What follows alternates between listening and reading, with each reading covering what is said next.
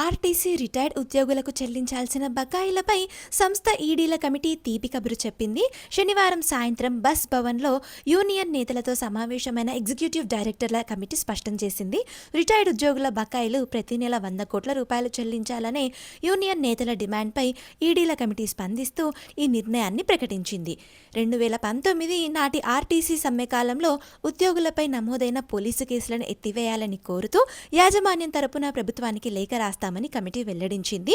Ticket తీసుకునే బాధ్యత ప్రయాణికుడిదేననే కొత్త నిబంధన తీసుకొచ్చి కండక్టర్, డ్రైవర్లకు ఉద్యోగ భద్రత కల్పించాలనే యూనియన్ నేతల డిమాండ్పై ఈడీల కమిటీ స్పందిస్తూ దీనిపై విధి విధానాల కోసం ఓ కమిటీని నియమిస్తామని స్పష్టం చేసింది. ఎలక్ట్రిక్ బస్సులతో డ్రైవర్ల ఉద్యోగాలకు ఎలాంటి ముప్పు ఉండబోదని యూనియన్ నేతలకు ఈడీల కమిటీ భరోసా ఇచ్చింది.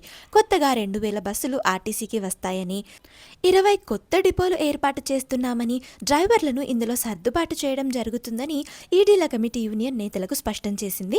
ఎలక్ట్రిక్ బస్సులు వస్తే ఆర్టీసీ డ్రైవర్ల ఉద్యోగాలు పోతాయనే అపోహలను వీడాలని ఈడీల కమిటీ యూనియన్ నేతలకు సూచించింది.